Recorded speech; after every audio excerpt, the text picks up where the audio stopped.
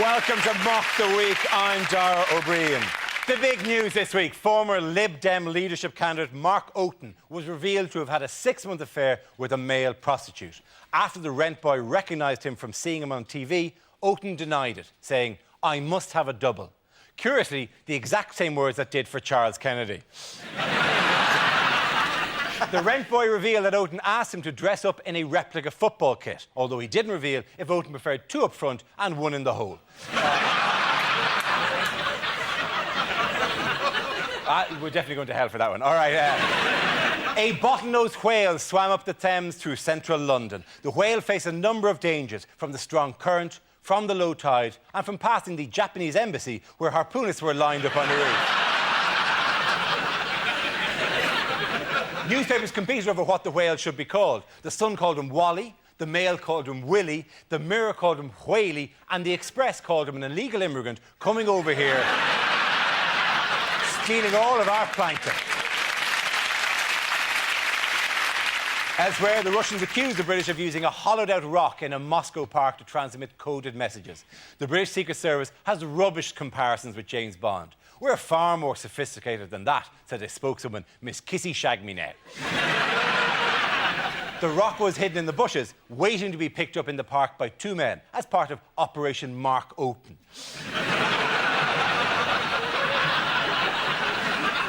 Joining me tonight to work their way through a series of satirical games are 6 of the country's leading comedy performers. John Oliver, Rory Bremner and Al Murray, Frankie Boyle, Hugh Dennis and Gina Yashere. Welcome to you all.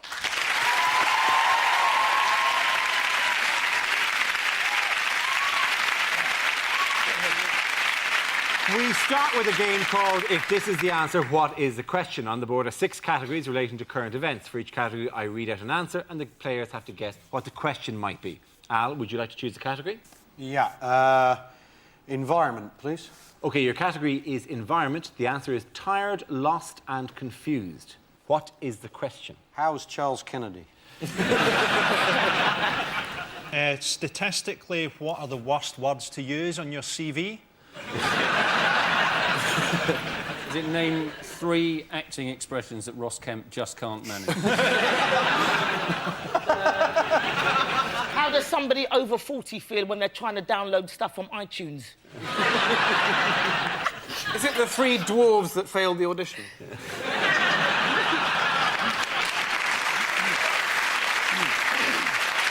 You're on an adventure holiday in the wilds of the Amazonian jungle.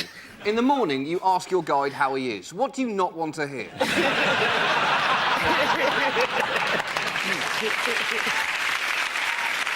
It is to do with the visitor to London. Oh, Is it it's the very whale. big? It's the whale. It's the whale, yes. The actual answer... I've no sympathy for this whale. It died of dehydration. In a river. They're supposed to be nearly as intelligent as man whales, and this whale died of dehydration. Well, to be fair, the whale didn't request being removed from the river. The whale probably, if asked, if consulted at any stage about what are the major health problems that you could face while being removed from the river, dehydration, he probably would...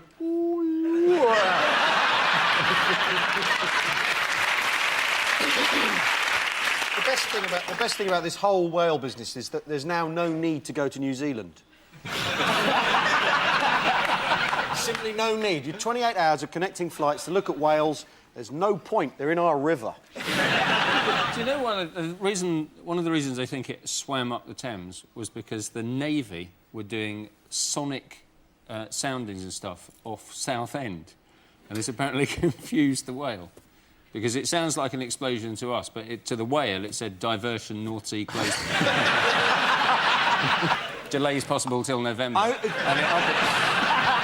I was very impressed with the fact that I spoke to a number of people who said, well, it received all the coverage because we in Britain love animals. Ugh. And you're kind of going, no, I think any country that had a whale swim into the middle of the capital city would have probably gone, a whale, that's a little bit unusual to ask. I don't think there's any country in the world that gone, the bloody, like an urban fox or something. The bloody whales are at the bins again. It was the same week, the whale came up the Thames, the same week as Ben Fogle and, James Cracknell rowed across the Atlantic. And the whale was probably thinking, look, if they're going to take my territory, I'm going to London and I'm going to present Cash in the Attic.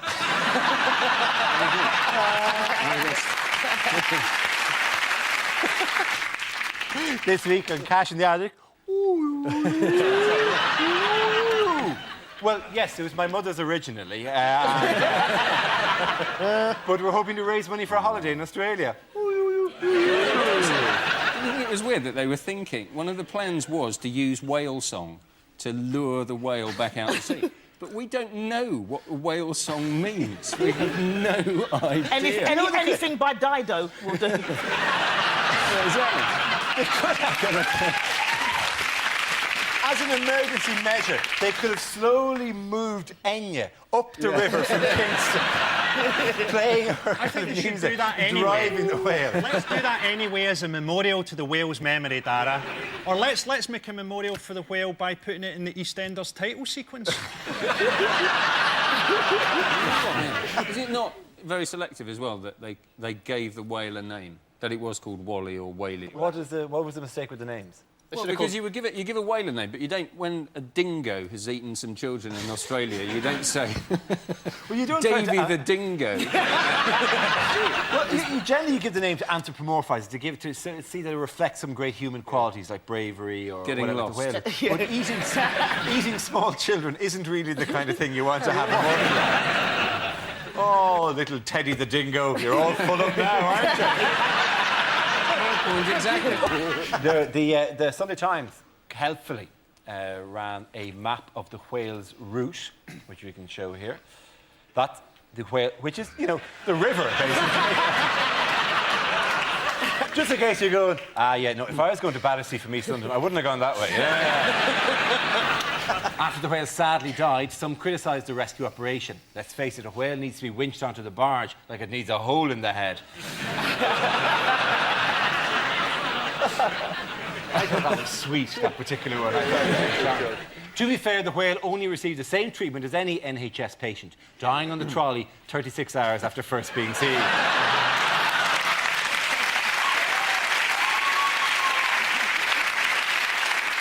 The next dilemma is how to dispose of the body. The search is on for a toilet big enough to flush it down. So I couldn't do that. That's just... Bravo. At the end of that round, I think the points have to go to Al, Rory and John. This round is called Bombshell Phone Calls. Here, two players take on the identity of famous figures who are on the phone to one another. At some point in the conversation, one of them will drop a bombshell. Frankie, you are Russian President Vladimir Putin, calling Tony Blair, played by Rory, to discuss the growing tensions between their countries. Take it away. Hi, hello. Hello, Tony. It's Vladimir Putin here. Quite impressive. Very good. Sorry, who? I think you know who it is, Tony, so hurry up. I can't hold this accent forever. You're a bit faint. Can you actually talk into the rock and I can hear you a bit clearer? Ah, yes, very funny, Blair. Don't think that we haven't had British society under surveillance for many years. Big Ben is a radio aerial, Alton Towers is a Russian supercomputer, and Chris Tarrant is an android that we placed in your society to cheapen and degrade you. Well, that one worked, didn't it? Yes, you know a Russian sense of irony, Tony? Yeah. Well, for many years, both of David Blunkett's eyes were cameras.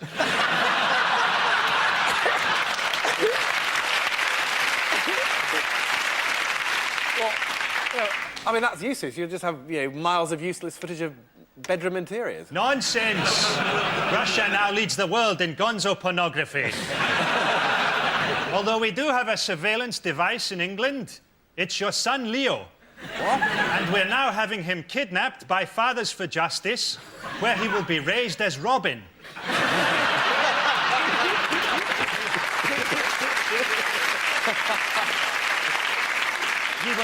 He will then be brainwashed into thinking that Cherie Blair is the Joker by showing him pictures of Cherie. Right, well, two can play at that game, Vladimir. All right, yeah, we're not paying our gas bill, we're going on direct debit, and we're going nuclear, right?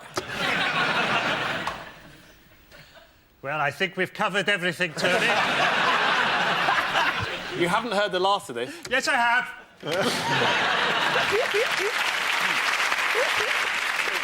Both of them brilliant, but for his uncanny impersonation of the President of Transylvania, I have to give that to Frankie. Now we play a round called Spinning the News. This game involves John, Frankie, Gina and Al, so if you could make your way over to the performance area, please. This is a stand-up challenge. Our random news generator contains a bank of newsworthy topics. We spin the wheel. When it's stopped, anyone can step forward and try to make us laugh about the subject it's landed on. If I judge that the player's got a big enough laugh, he or she is safe and gets to sit down again. OK, here we go. Let's spin the wheel for the first topic. First subject is the ageing population. John. Shame on you for laughing at just their faces. Michael Howard, at the last election, said that you can tell a lot about a country by how it treats its old people. But I've always found that you can tell more about a country from guidebooks and first-hand experience, because last summer I went on holiday to Italy and I spent the whole time looking at old people, and in hindsight, I wish I'd visited the Leaning Tower of Pisa. I'd heard that Italian food was the best in the world, but as far as I could see, it was just bowls of mashed-up apple. Well done, John. You can sit down. OK, let's spin the wheel again. The subject is Tony Blair's Respect Agenda. Who wants to come in on that? Gina. OK, so now Tony Blair's government is now clamping down on loutish behaviour while at the same time trying to ban parents from smacking their kids. Something wrong with that. I'm from a Nigerian background, and when I was a kid, I used to feel jealous of my white friends because they could shout at their mums. I remember going to my mate's house when I was a kid and her mum coming in and telling her to go to bed, and she was like, "Shut up! Get out of my room, you old trap! I'll go to bed when I want!" And then her mum leaving the room, and then me going home to my Nigerian mum doing the same thing. My mum comes in, "Gina, time for you to go to bed." I was like, "Shut up!" I was in a coma for 6 months. Get it back down. OK, Al and Frankie are left. It's a tiebreak situation. We'll pick one topic and you can both speak on it. Let's spin the wheel. The topic is living with terror. Al, do you want to go first? We are very lucky in the war on terror to have the Americans standing shoulder to shoulder with us. Shoulder to shoulder with us in the war on terror, because they've done their bit to help this country in the war on terror, because if the Americans hadn't funded the IRA for 35 years, we wouldn't have the faintest idea how to deal with terrorists, would we? The main thing, we'd be clueless.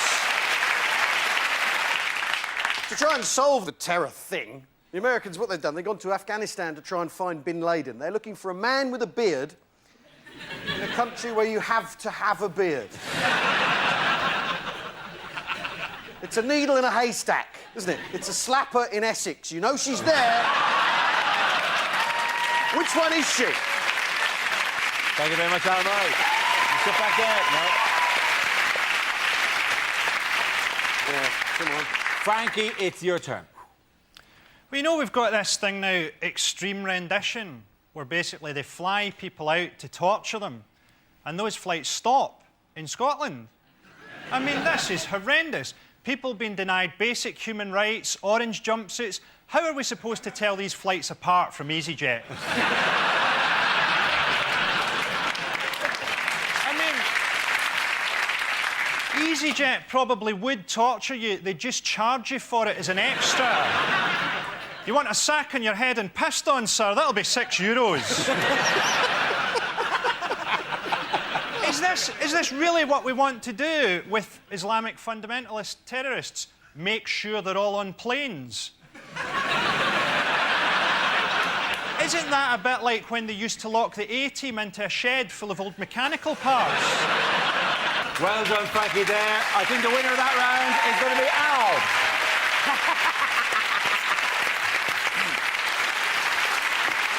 The next game is Headliners. I show the teams a recent photo along with the initial letters of a newspaper headline. They then have to tell me what the letters stand for. Here's a picture of the Liberal Democrat leadership candidates. So what does LDLC stand for? Liberal Democrats love cock.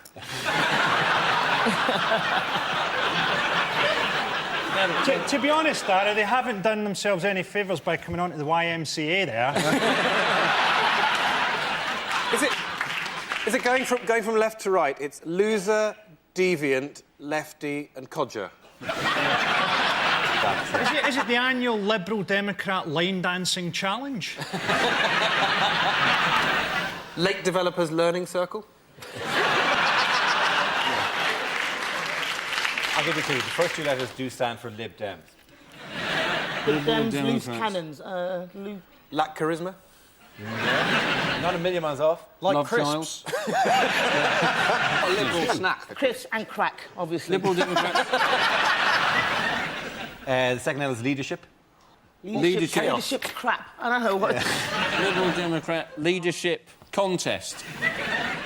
The answer I was looking for is Liberal Democrat leadership crisis. Oh, OK. Crisis. Frankly, I gave you 3 of the 4 words. And I also said it was about things not going well. How many C words are there? And don't give me any suggestions. It's a bit unfair on Mark Hogan, because he thought he had the perfect alibi, because he thought, I'm a Liberal Democrat, no one will know who I am. The Liberals are surprisingly liberal, Rory, I would have said. I'd love to go to their party conference. It must be like Freddie Mercury's Halloween party.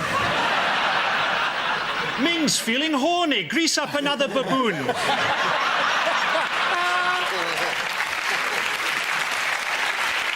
To be honest, I wouldn't be surprised if they elected Pete Doherty as leader now. Mark Oaten, of course, is was the Liberal Democrats' Home Affairs spokesman, wasn't he? Do you think he just misunderstood his responsibility? Apparently, Felt he had to do it. when the crisis broke, his wife was on a skiing holiday. It's ironic, isn't it? Because she's going down a slippery slope with a pole in each hand, not realising he's doing exactly the same. Apparently he was into humiliation, Mark Oaten. Well, so he must have loved general election night. Oh, there goes another key marginal. Ironically, he was regarded as a very safe seat. It sort of highlights the hypocrisy of the Liberal Democrats, though, isn't it? I mean, say what you like about Charles Kennedy, he would have had to have got pretty drunk to have shagged a guy. I think it would have been great to have Charles Kennedy as Prime Minister, a drunk Prime Minister. It'd be great to see, like, Trevor McDonald on News at 10 finishing an item by going, "The Prime Minister's meeting with Kofi Annan, which ended in a scuffle." How did Oaten describe the incident? Pleasurable. Well worth 80 quid. It actually was an error of judgment. I think that's fair, isn't it? Yeah, probably, to be honest. On Mark Oaten's website, he states that his policy is not to tolerate prostitution, but to move it to a specified area.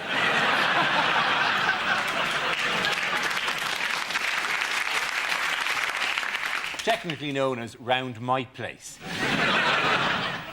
Before the story broke, Mark Oaten wrote on his website, "I'm looking forward to a quiet weekend with my family." And sure enough, his wife hasn't spoken to him in 4 days. The winners of that round are Frankie, Hugh and Gina.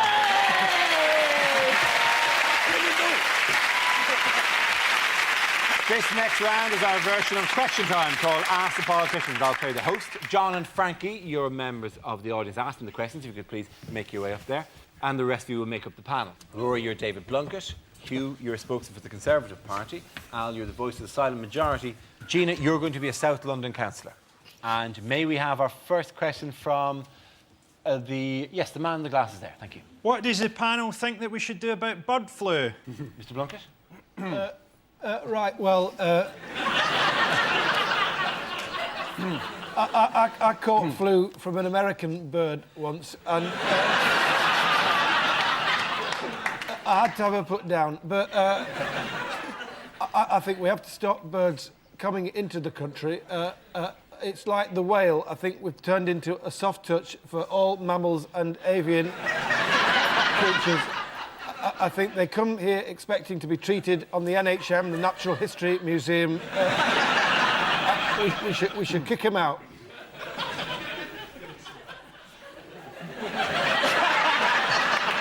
Hugh, surely... Over here. Follow my voice. Hugh, surely the Conservatives can't possibly agree with this. But this is a very modern disease. Avian flu H5N1. It even has its own postcode. Yeah, I mean, speaking as the voice of the silent majority, the decent, honest, hard-working, normal, law-abiding, tax-paying, reasonable people of Great Britain who think anyone who wants to work with children should be strung up just in case. I think... Yeah. We have spoken. I think the only thing to do is kill all birds. I mean, the symptoms are obvious. You spot them off. Achoo! Achoo! And... but I think we need to kill it. It's like the foot and mouth. We had to kill those sheep and cows so that they didn't die. And it's essentially the... Kill all birds. They must die. You know, but the thing is, this disease can't be that hard to spot. You know, you must be pretty stupid to let a chicken cough on you.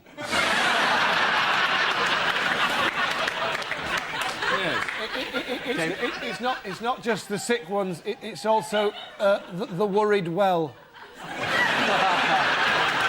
We're going to move to another question now, to the gentleman over there. Do the panel think that what you do in your private life affects how well you do your job as a politician? I think we have to give this straight to Mr. Bucket there. I think it's... Dirty bastard. Please, let the man speak, then call him a dirty bastard. I think it works the other way around. My private life's been a lot better since I've been a politician. Ever since I've been a minister, you wouldn't believe the totty that it brought me. So I'm relieved.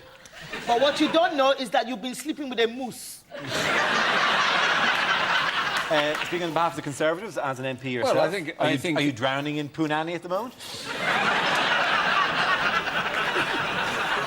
Well, I do certainly drink at that particular well, yes.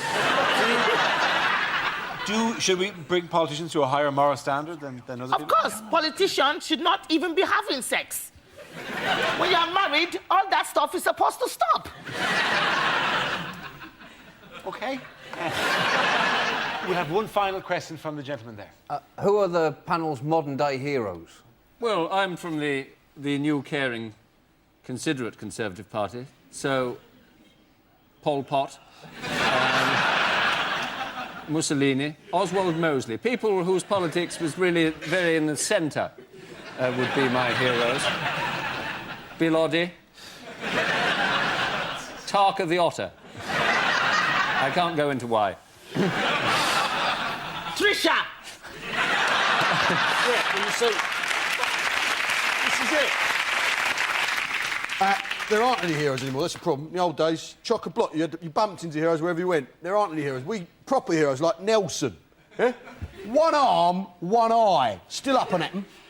Defeated the French and Spanish navies at Trafalgar, literally single-handedly. You can't argue that, can you?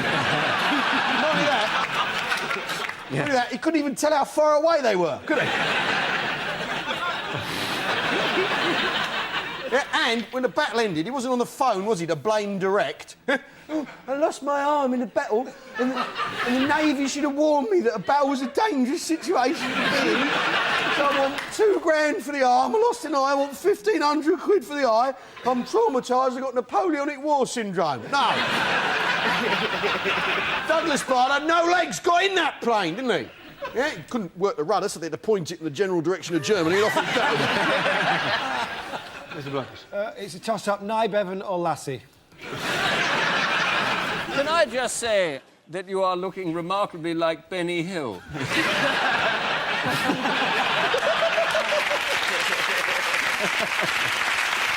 I'd like to thank everyone on the panel tonight, but I think the points have to go because he articulated the words of everyone, really. To Al on that particular round, they say that. Frankie and John, come back down here.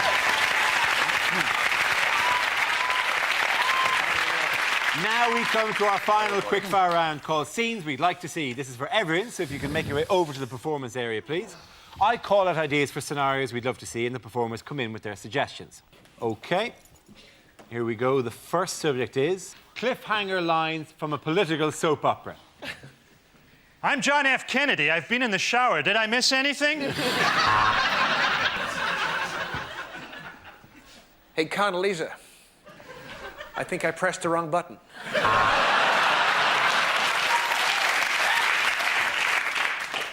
The irony won't be lost on you here, President Schwarzenegger. I'm from the future, and I'm here to stop you from destroying the world.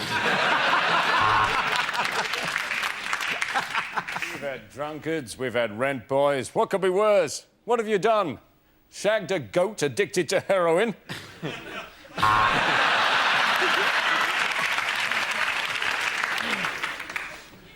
I'm sorry I missed your vote on sustainable agriculture. I'm afraid I was busy sleeping with your wife.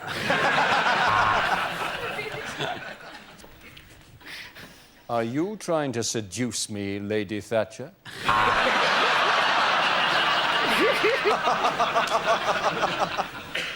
So, what do you say, George? Just you and me and Brokeback Mountain.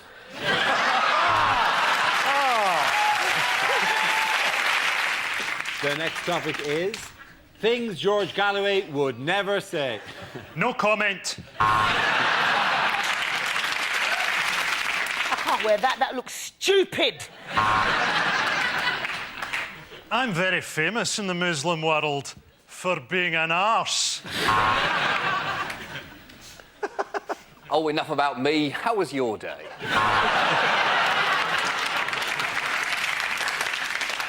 Oh, thank you very much indeed, Saddam. Would you like a receipt? Next topic, please. Words you'd never hear from a newsreader. Welcome to Channel 5 News, thickos. Boy, do you want to buy some speakers?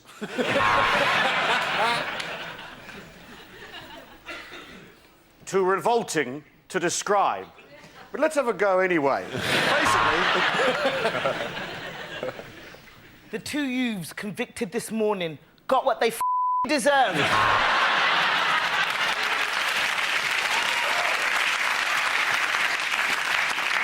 OK, they may have acquitted him, but he certainly looked like a paedophile.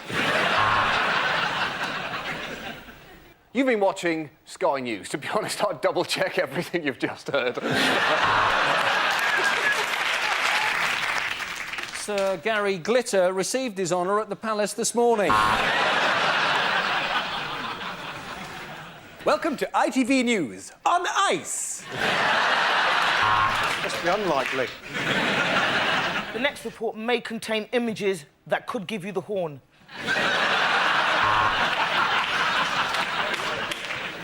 In this next report, Jerry Adams is voiced by an actor, Samuel L. Jackson. I'll tell you about the peace process, mother. Then we'll leave it at that, ladies and gentlemen. Well done to all our people. Give it a say, Frankie or John. Let's give it a Frankie of the best there. Sit down. That's the end of the show. This week's winners are Frankie Boyle, Hugh and Gina Yashere. Commiserations to Al Murray, Rory Bremner and John Oliver. Thank you for watching. We'll see you next week. Good night.